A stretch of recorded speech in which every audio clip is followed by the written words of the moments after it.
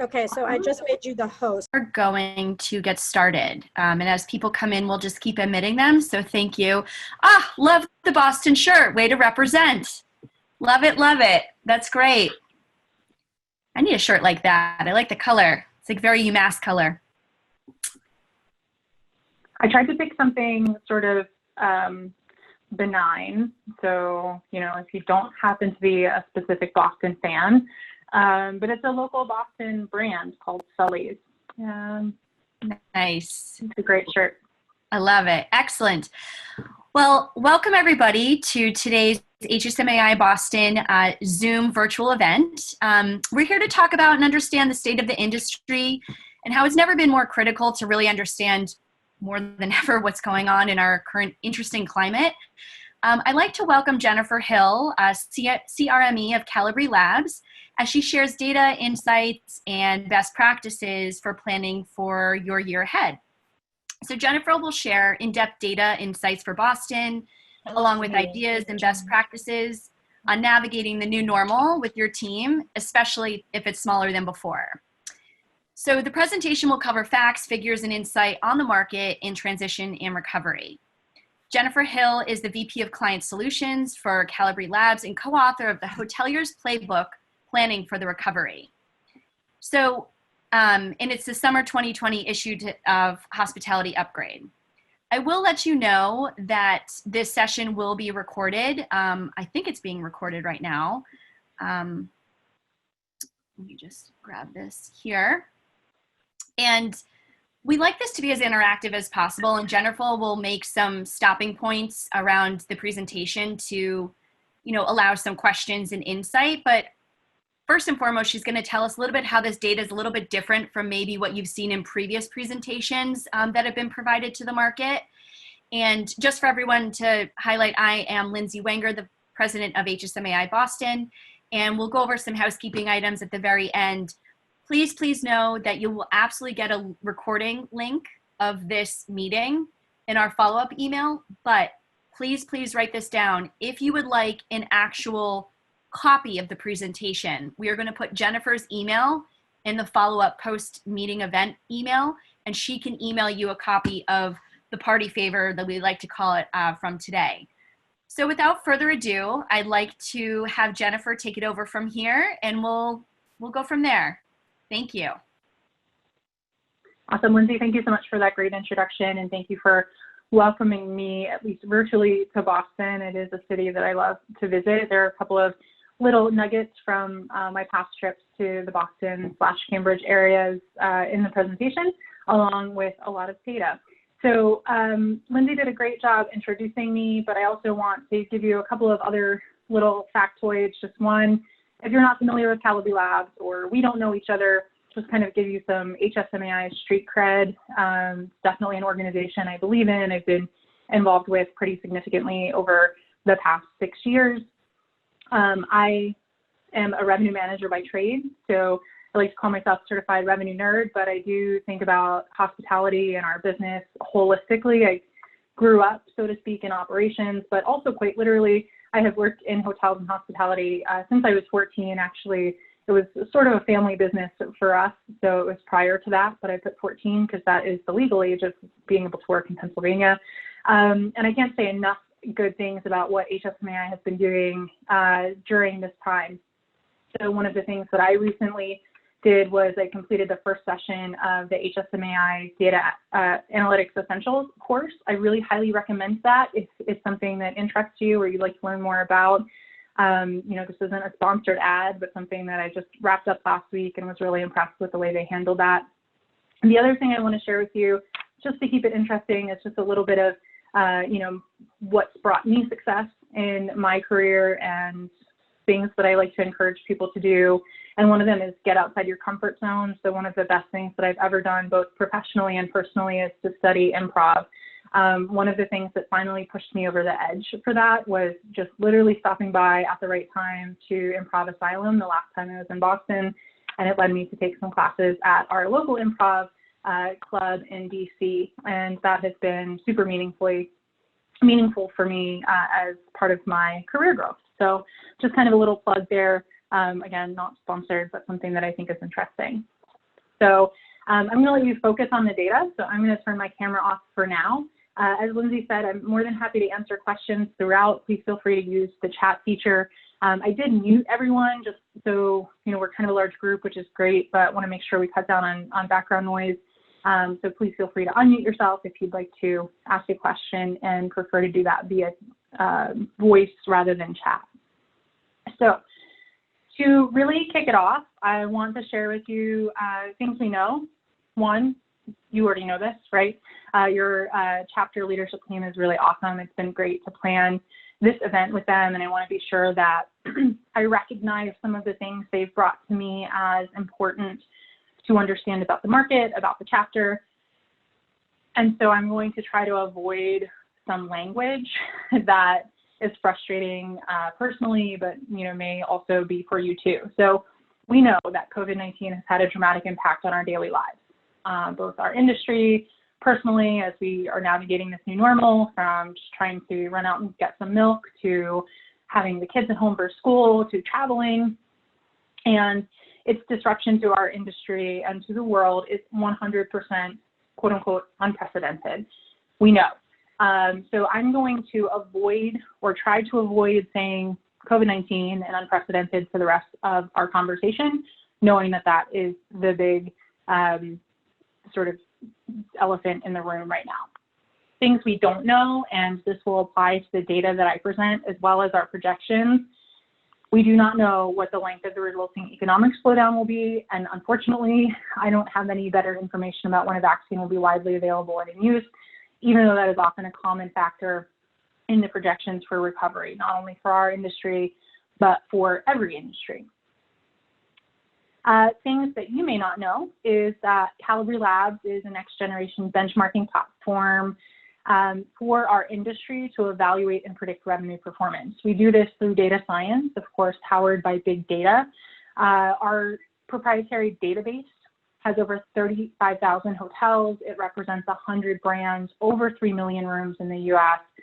And our data is really special because it's transaction-based or bookings-based. So we actually have 9 billion lines of data. Those are each in every transaction, checkout record that come from our data providers. So this gives us a lot of really detailed, granular information that allows us to break down information in a way that's more insightful and useful for you. Some of the differentiators that come from that are the ability to track channel production, of course, as you might traditionally for brand.com, GDS, voice. But what we do that's a little bit different is we're breaking out group and FIT wholesale reservations from the channels through which they were booked, and we treat them as their own channel or source of business rather than just a segment of business. We also track OTA by model type.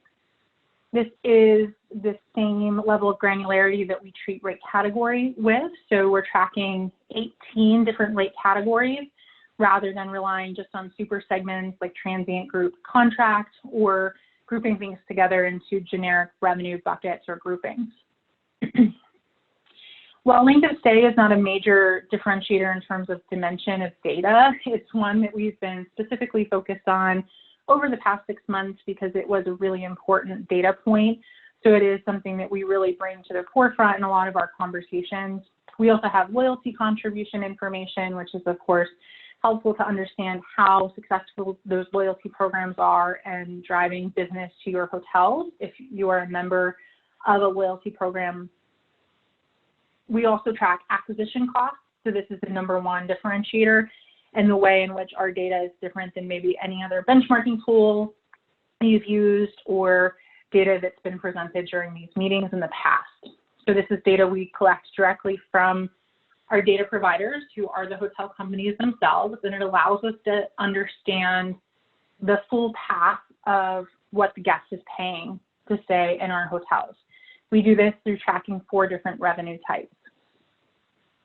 We start with hotel collected, which is going to be the most familiar metric that we work with. It's what's on the financial statements. It's what we're all used to working with for decades on the STAR report. We're able to take some of those costs of acquisition, primarily the OTA margins and markups, to calculate guest paid revenue.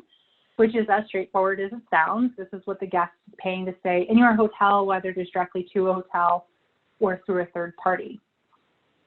From guest paid revenue, we deduct the total cost of acquisition to calculate a kind of net revenue metric called COPE revenue. COPE is an acronym that stands for Contribution to Operating Profit and Expense.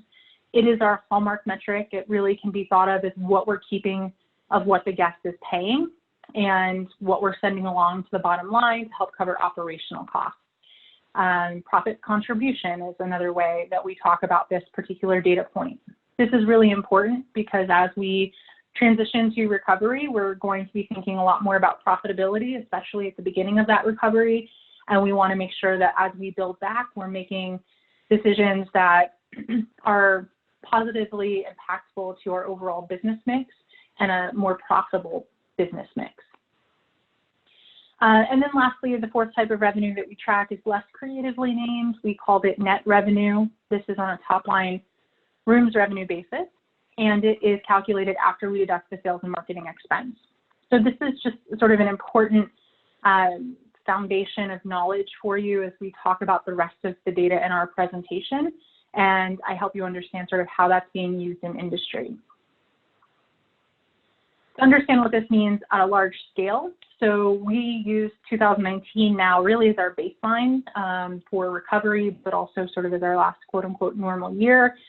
So if we're looking at these four types of revenue to understand what the difference can be, at the top we have guest paid revenue. That dark blue line last year was $173.2 billion. That's what the guests paid to stay in our hotels.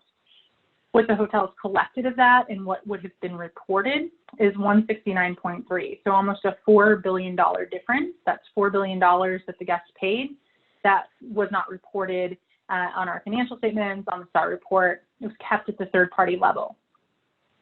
From there, we go to COPE revenue at $159 billion. So that's another $10 billion in related acquisition costs, channel costs and transaction fees, retail commissions, loyalty investment, and then when we account for sales and marketing expenses, we landed a net revenue value of $144 billion. So what we kept of what guests paid is about $29 billion less than what they paid. So it's pretty meaningful. We all know that that is a true cost of doing business. There is certainly strategies and tactics that we can take to address that as we're thinking about recovery. One of the things we do with this data point is to calculate something we call revenue capture. So last year it was 83.25. That's down about 0.3 or 3 basis points. That equates to almost $500 million in revenue. And when we think about what that means for asset values, you know, it could be billions of dollars in lost asset value through a less efficient business mix than we may have achieved.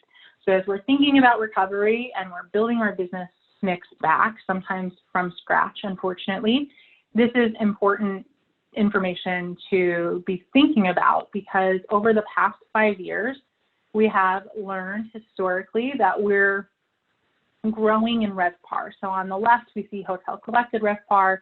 This is that traditional metric. You know, so between 2015 and 19, we saw a really big increase, almost $8. But at the end of the day, we were actually keeping less of that each and every year because acquisition costs were rising. So we want to be sure, again, that we're presenting data and giving you information to keep this information as front and center as possible. So the high cost of our digital marketplace, staffing constraints really call for looking at this data in a different way. Our database powers our products, but we also do quite a lot of thought leadership, which is what we're doing today.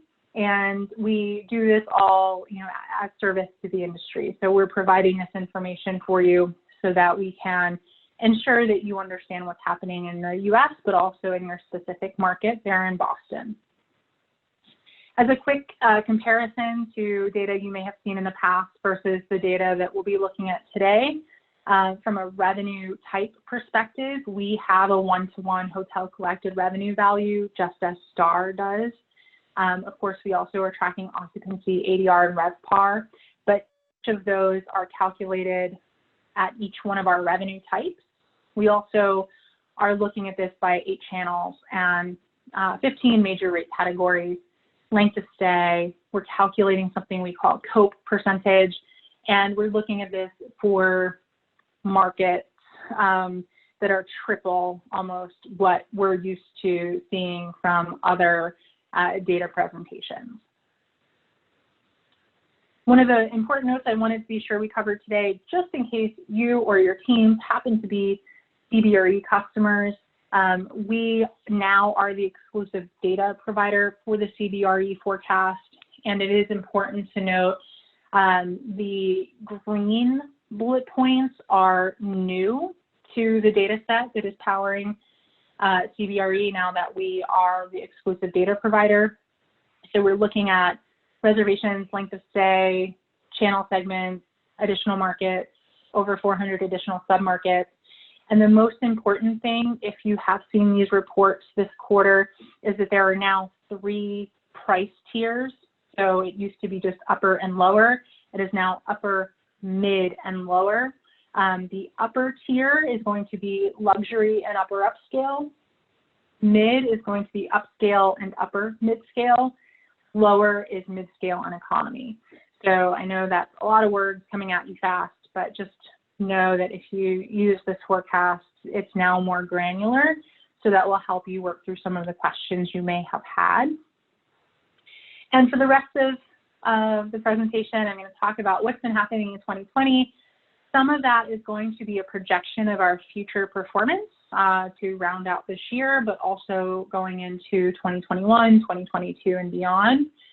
And the way we provide this robust view of the future is to look beyond just future room nights, right? So our projection is taking into consideration our weekly performance data for trends by rate category and channel, patterns that are developed for lead time, length of stay, day of week. And of course, we're looking at that for both room nights and ADR. We have a two-way relationship with CBRE. So their market forecasts are the foundation of our projections by market. So for instance, for Boston, we would have consumed and used the macroeconomic factors that they consider, including rate of transmission, hotel supply, office occupancies, to form the foundation of our projection for those individual markets and submarkets. And then of course, when we're thinking about the future, we are taking in the model is evaluating future data, searching and understanding rates for 5 major rate categories, brand.com and OTA. We factor in cancellations and no-shows. We also incorporate consumer review scores. And of course, one of the inputs is future reservations and group blocks on the books. For our recovery models, we went the route of, instead of giving a best guess estimate that would change week over week, in the direction of scenario planning. So this has always been a best practice we've recommended before a major disruption. During this disruption, it's probably the most effective way to plan for the future, whether it's next week, next month, or next year, is to consider scenarios. So in our case, scenario A, B, and C are tied to sort of best case to worst case scenario. And as we get into some of the more specific information about Boston a little bit later, these are the scenarios we'll discuss. One of the quote unquote party favors that Lindsay mentioned will be the Boston market report for you. So if you're interested in that, not only will my email be in the follow-up, but it'll be at the end of the presentation today. So I'll be happy to share that with you. I first want to put it in context of what the impact has been for the total US. So each week we update on our website a performance dashboard for the industry that includes performance data by rate category. We're looking at US airline bookings, online search traffic. We are looking at hotel closures, which we calculate a little more strictly than say STAR, for instance. And then we're also tracking group block pickup and cancellation. So really understanding the net trends in group blocks.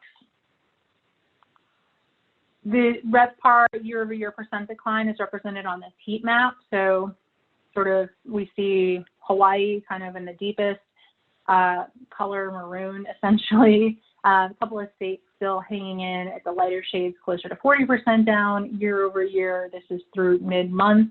When we take a look at Massachusetts, it's down RevPAR 85.4%, with ADR being down about 42.7%. Looking again at the total US, this is all rate categories week over week. So at its low, occupancy was down 77%. As of September 4th, we were down about 39%. At its low, ADR was down 43%. It's now climbed back up to being down 25%. This particular ADR is guest paid. So this is what the guests are paying. So the value of the booking to the guests is down 25.2% year over year as of September 4th. And then when we dig into the specific rate category performance, I pulled just a few highlights. Group obviously is very specifically interesting to Boston, but you can see what that shapes up to be for the total US, down pretty significantly, 90% for several weeks. We saw a little bit of a jump around the 4th of July holiday, and then it dips back down and is now kind of ebbing and flowing, but still is down significantly between 70 and 80%. This is rack bar. So these are all of your retail rates. So again, kind of we see that jump around the 4th of July holiday. Another jump at the beginning of August, we think related to some new openings at the beginning of the month, anecdotally, is what we would expect to see. And then a little bit of a decline sort of once that kind of wore itself out. Promotion and loyalty member rates. The nice thing here is we're starting to see those ADRs coincide with the year-over-year decline for occupancy. Loyalty member rates are the rates, discounted rates that guests are going to get for being logged into their loyalty membership program, whether it's 2% or 5%. This has been a boon really to our industry. I know that there's been a lot of kind of questions about the effectiveness of those programs. Are they worth it? Are guests buying down? But we've seen through this situation over the past 6 months that they really have helped drive some recovery that is on par with what you would expect to see for OTA, which is really remarkable. Corporate, again, big jump over 4th of July. We attribute that to people using their discounted rates over higher demand periods in leisure markets where they might have been driving to get their kids out of the house for a weekend or going to the beach. And we're starting to see that climb up a little bit more, heading into, again, another Labor Day, another holiday weekend with Labor Day, the weekend of the 4th. And lastly, we have the OTA.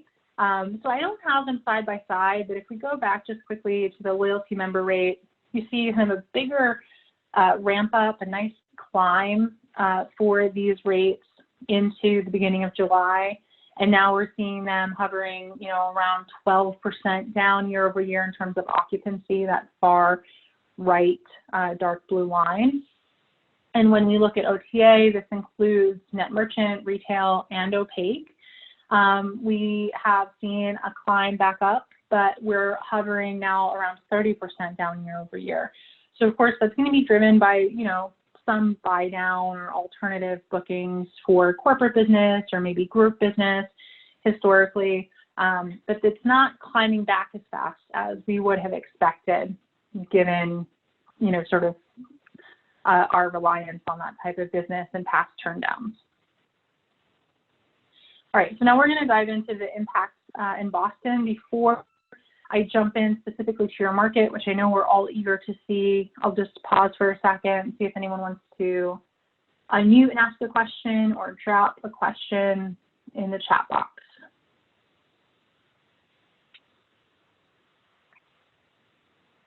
So it looks like we're good to go on that.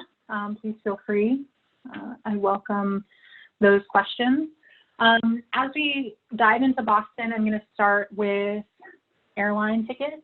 So one of the things I mentioned that we track are net purchased airline tickets. So these are purchased and paid. They include cancellations. So it's a net number.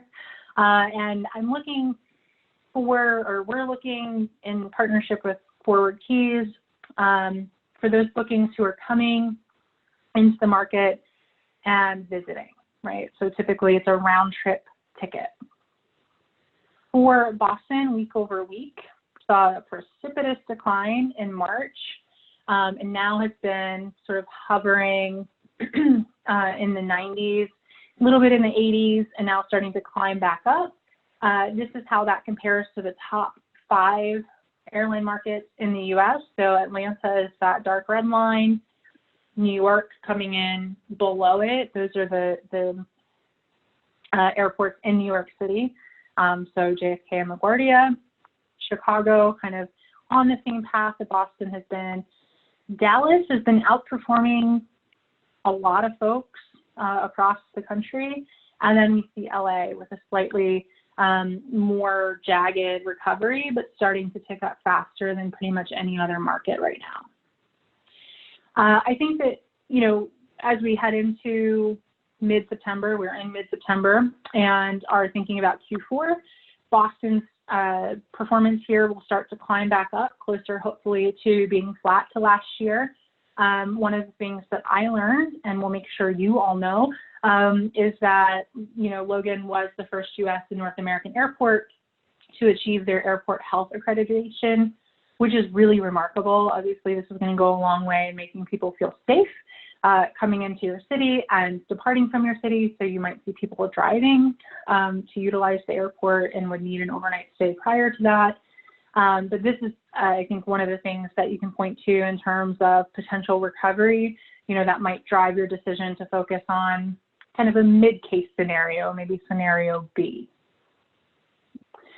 So that's the impact, sort of high level. As we think about the impact and how it relates to recovery, I'm going to put up a colorful slide for you. Know that this is data that will be available to you as part of that party favor package. On the left, we have full year performance overview. And on the right, we have year-to-date July, which was the latest month available as I was preparing today's presentation. So on the left, you see, you know, a lot of really great bits and pieces of information that is helpful in terms of baseline. And then on the right, you see that year-to-date July number. What you'll notice about that, not surprisingly, pretty much everything has a negative associated with it, with one exception. So I wanted to try to keep this as upbeat as possible. Unfortunately, like this sticker I saw in Graffiti Alley in Cambridge on my last visit, Boston is full of struggle, like many other markets. So the most important thing to know here is you are not alone, but there is definitely going to be a period of recovery that's going to feel really tough for a while.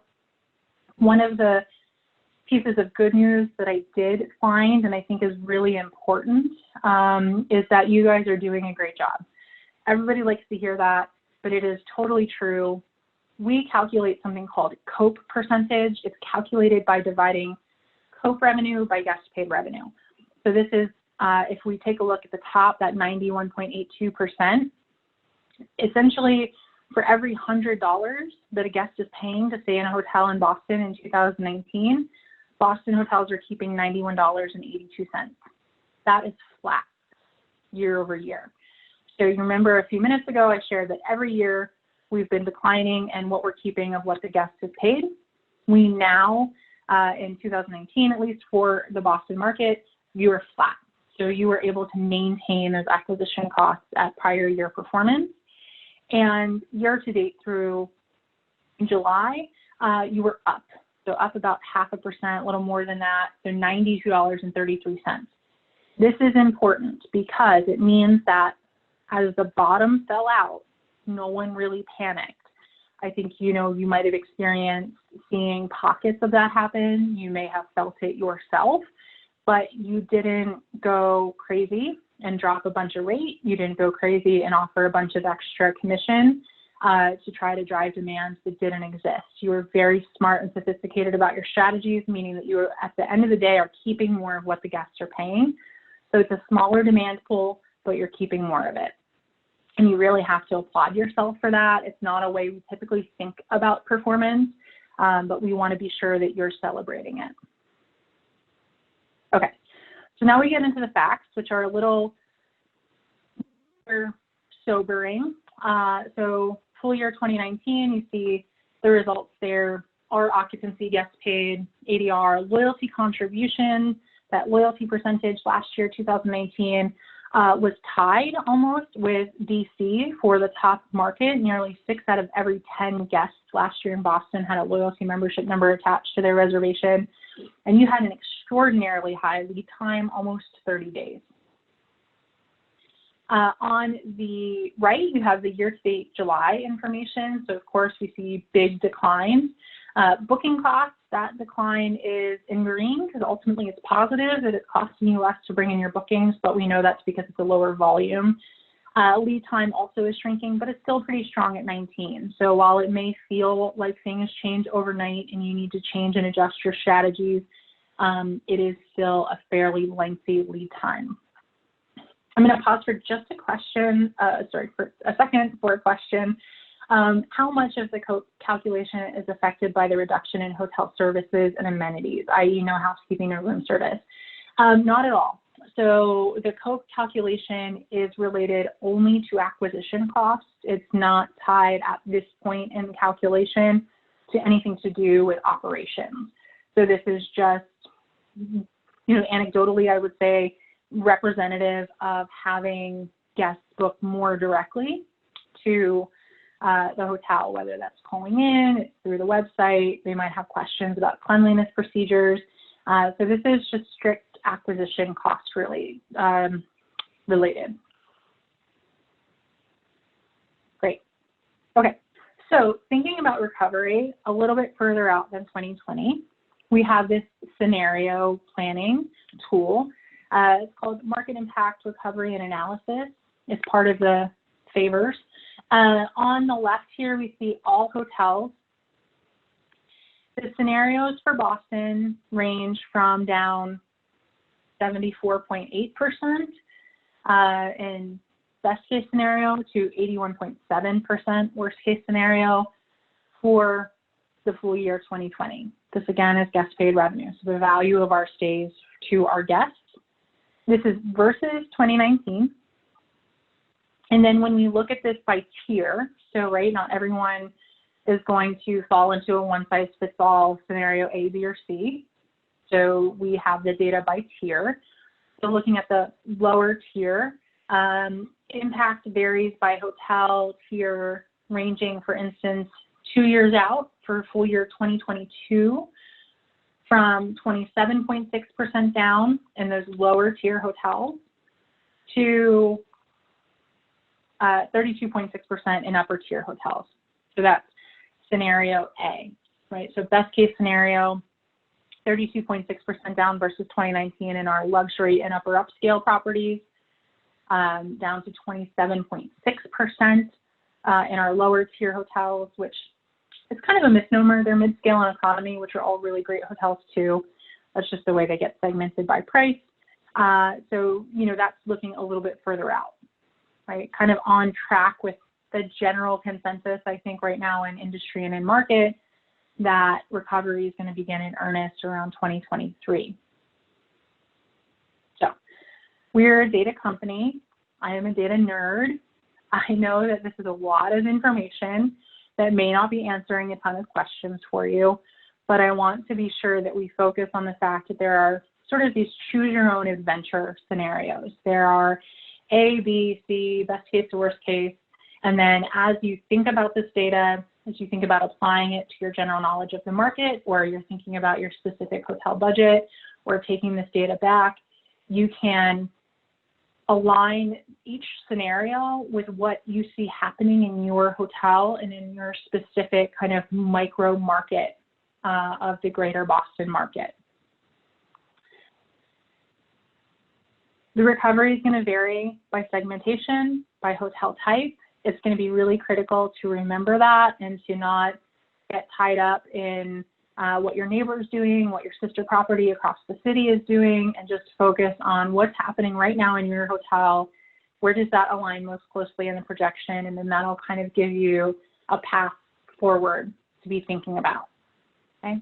So the market impact recovery analysis that you'll have access to after today's meeting covers 18 segments, 3 hotel tiers. I've pulled a few highlights so as to not continue to overwhelm just with data. It is data heavy, so unfortunately I couldn't do too much about kind of the appearance on the screen, but know that you'll have the live data to work with. So the first segment is rack bar. Again, scenario A, B, C. So A is blue, B is red, C is gray. Everything through July 2020 is perfectly aligned because we know that is what happened. That's actual performance at this point. So, you know, thinking ahead, obviously we know what happened in July now. We just didn't have the data live. So if we're thinking about September, there really isn't a departure of performance for rack bar, your retail rates among the scenarios until we get to the end of the year, November, December, heading into the beginning of 2021. And then it takes us to or through the first full quarter of the year until we see scenario B, that red line, kind of our mid case, start to outperform worst case. So, you know, that's a pretty somber view of rack bar. One of the things that I'll share anecdotally with you is that mid-scale hotels have been outperforming in rack bar versus essentially any other segment of business. So it means, once again, that hotels are pricing themselves appropriately for the demand in the market. When we take a look at corporate, this is a little bit of an uglier sort of baby, so to speak. While it follows the same track of performance and projection into mid-2021, we're going to see that those lines are actually further down our y-axis. So in the mid-case scenario, that red line starting in second quarter 2021 is about 65% down versus 2019 still. Worst case scenario, we're still 85% down in corporate starting Q2 2021. So this is definitely an area of business that you'll have to pay very close attention to how it is returning to your hotel and your micro market, so to speak, your neighborhood essentially. It's going to be really competitive, as you know. So just be sure that you're making decisions based on what you know about the account today, what you know about their business moving forward, and you may need to redeploy some of your business transient sales efforts to other segments of business. Group, really tough for a group heavy market like Boston. We find the same thing in DC. It's just going to be kind of hard for a while. And so that is, again, an opportunity potentially to think about how you have resources deployed. You might consolidate segments, or if you do it by geography, it could be an opportunity to have someone start learning and focusing more on digital marketing, because that's going to be a major contributor to recovery. And then our last data heavy view is our loyalty member rate analysis. So again, I can't say enough about how we've continued to see loyalty member rates and the strength of those book direct campaigns perform sort of post drop, so that, you know, precipitous decline into almost, you know, zero contribution late March, early April. Loyalty member rates are recovering. Scenario A for branded hotels like Marriott's and Hilton's, IHG, Hyatt, probably is going to be a scenario you want to focus on, and you'll want to direct your time and attention to efforts that support those loyalty member programs. So I know brands have really cut back on field marketing efforts, but there are things that you're going to be able to do, you know, thinking about some of the best practices I'll share with you, or just kind of collaborating with your team, taking advantage of, your company resources to promote these rates and make sure that your loyalty members keep coming back. So I'm going to share some notes, kind of reminders and facts versus some of our previous downturns as an industry, talk a little bit about kind of best practices and questions I think that are valuable to the conversation around 2021 specifically. Before I move away from the data, I'll ask again, are there any questions or clarification I might offer? I don't see anything in the chat. Feel free to unmute yourself. Okay, great. If that changes, please feel free to let me know. So one of the number one questions, I think maybe the number one question we've gotten over the past 6 months is how does this compare to the 2008-2009 crash? How does it compare to 9/11? So the number one thing, and as I noted earlier, based on the results I see historically over the past 6 months heading into sort of the projected performance, is that cutting rates never stimulated demand. Don't start now. You haven't. Overall, we have seen in some markets it take a full 10 years to recover rates back to where they were before 2008, 2009, which means they finally got there last year just to suffer from this disruption. So that doesn't drive business, and we'll emphasize that time and again. It also doesn't help with acquisition costs. You do have power over the demand. It is going to be anemic for a while, there is no doubt. But if you are proactive, if you are thinking about the type of business you want to have coming back to your hotel, the type of business you start to see return, and you adjust your strategies as nimbly and quickly as you can, it's going to be important to stay proactive, think about promotional activity. You can absolutely make that decision to not, kind of buy into third-party offers that seem possibly too good to be true, might result in higher commissions. Everyone is after the same guest. So how can you make sure that they love your hotel and not just stay once because you had a really great rate?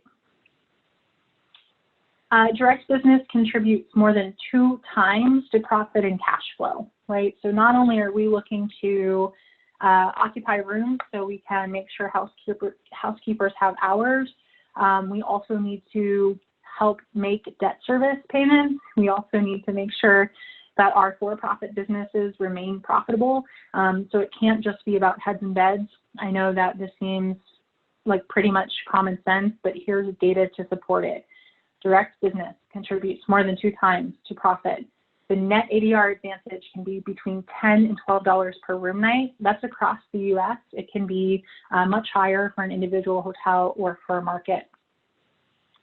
Mobile apps that enable contactless travel create a bias to direct bookings, right? If you can only get those benefits from booking through a mobile app or booking directly, it is going to probably be a buying decision or be a decision factor in many guests' travel plans.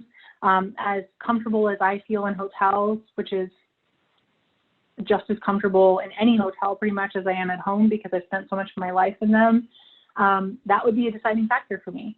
Do I have to interact with people? As lovely as you all are, do I have to interact? And so that's something to keep in mind too. And then consumers really like the loyalty member rate options. So there has never been a period historically before where loyalty contribution has been on par to OTA, and we've been able to maintain that. I know if you are an independent hotel or you're a smaller brand that doesn't have a very strong loyalty program, this might feel like a hill or an obstacle that can't be overcome. Focus then on the mobile app. Focus on what direct bookings can help you close the gap in terms of communication or level of comfort for your guests staying in your hotel. This data isn't here. It is going to be numbers, so bear with me. We've gone back historically and we've looked sort of at recovery, right? So the direct impact of September 11th to our industry, particularly in major cities, Boston, New York, DC, all ones that we're very familiar with on the East Coast, The direct impact of September 11th was about 3 months. There was, of course, then a resulting economic slowdown just across the board, particularly in the U.S., but across the world as well. And it took about 36 months, kind of the long tail of that, to get back to quote-unquote peak, where we were prior to 9/11. So it wasn't 9/11 as the disruptor driving that 36-month recovery period, but the economic slowdown that was a result of the disruption. Okay. In 2008, 2009, obviously also economic slowdown caused the disruption to our industry. Everybody went crazy and rates dropped, and we were all begging for the same business, and we were making short-term decisions that were helpful then that negatively impacted long-term business performance. But it took a little bit longer to get back to peak, right? So we didn't see that really until maybe 2014 in most markets. And as I noted at the top of this slide, really some markets didn't get back from an ADR perspective until just the past year or two. So kind of the recovery periods is sort of the second question we get a lot in terms of those other major disruptions that we remember sort of in the modern era of our business. I'm not going to read you these. You're perfectly capable of doing that on your own. But these are some of the questions we're talking with our clients about. You know, what makes sense? How can you redeploy resources? It's budget season. Not only is top line going to be anybody's best guess. I mean, talk about a crystal ball at this period, but you know, when we move ahead to expense budget, now is the time to make those shifts and to be vocal about what it is you think you need to help drive that recovery and performance.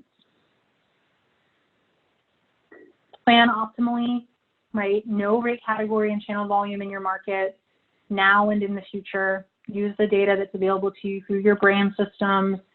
Use benchmarking tools. Partner with companies that can help you understand that. But more importantly, know what you want it to be or think about it. Establish performance around net ADR and net RevPAR so that you're thinking in advance about those acquisition costs. And then make sure that as you're benchmarking performance and you're monitoring your competitors for either competitive intelligence or inspiration, you're looking at rate category and channel because it can make a difference to understand that. Okay. So I'm just going to put this checklist up. This is pretty 101 stuff, but sometimes when we have a major disruption like this, it's important to go back to basics. And while I let you look at that for a second, I'll answer a question that's come in. Given that there is no leisure, are you thinking the fall could be worse than we are anticipating? I think it depends on the market, and I think it depends on the restrictions that are local to your market along with the weather. So just before the call started, I was joking with Jess that I'm going to Maine at the beginning of October, and I'm really excited. And over the weekend, I saw a meme that said, Maine is the new Mykonos, right? I'm really looking forward to that trip in 2 weeks. But if it is 40 degrees all weekend long and I'm spending most of my time exploring outside, it's going to be less encouraging to me to make another trip later in the fall when it could be cooler. So because you're in the same part of the world, that's definitely something to think about.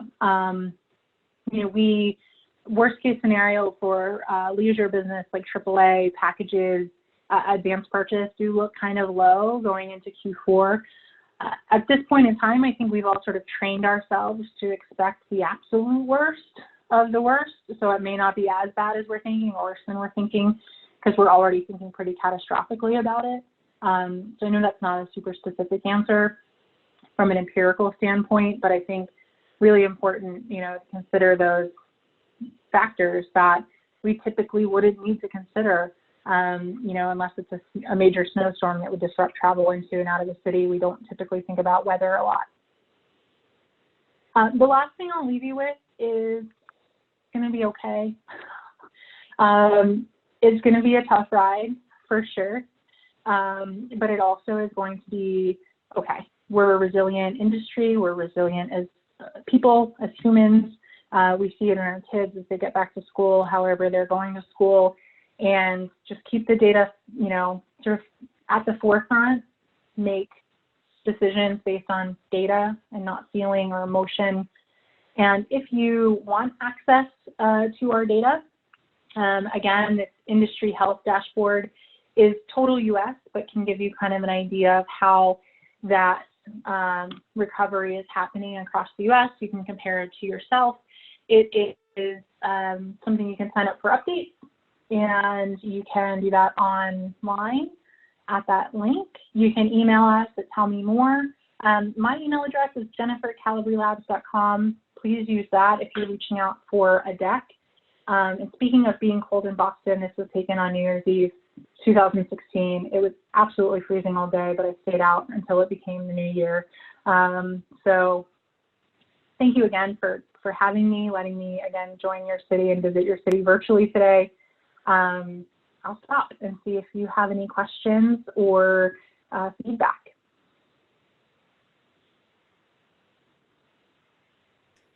Fantastic presentation, Jennifer.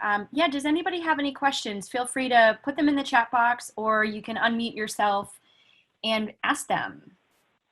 We'll take just a quick pause for that to see if anyone has any insights or commentary. Perfect. Thank you, Laura. So, I mean, really, honestly, Jen, you know, I love the feedback. It's kind of like, you know, here's what you should be really focusing on from a recovery standpoint is don't cut rates to drive demand. I think that's like one of the biggest takeaways that I took from this, and absolutely be proactive with your marketing and transparency. I jumped onto a few different websites recently in Boston hotels, and it's so nice to see the transparency of the value, because I am looking for a staycation. And I think that there's a benefit when people can voice what they're doing to really make people feel safe and say, hey, you know, we've been cooped up in our homes, and it's all about your local drive market right now. So really capitalizing on those loyalty member rates, which you mentioned are basically contributing on par with OTA. And then, you know, those contactless solutions, right? Those contactless apps that you mentioned, I think are like just the top key things that I took away. I love the data. I love the ABC tier, you know, looking out into the future 3 years. I think everyone's going to want to dig in on that and receive a copy of the deck after this. So I really hope that everyone reaches out to Jen directly for the deck. She will send it to you directly. HSMAI is not going to send the deck. It's going to have to come from Kalibri Labs. We will, as a reminder, send a recording of this to hear more explanations in candor through our post email, and we would love and always appreciate a survey, an update from you. So, yes. And then Lindsay, I'll just throw in one other thing that, to your point, you know, when you're looking at hotel websites, one of the smartest things I've seen, and I've only seen it once or twice, and I generally look at a website for each one of our hotel clients, which is in the hundreds.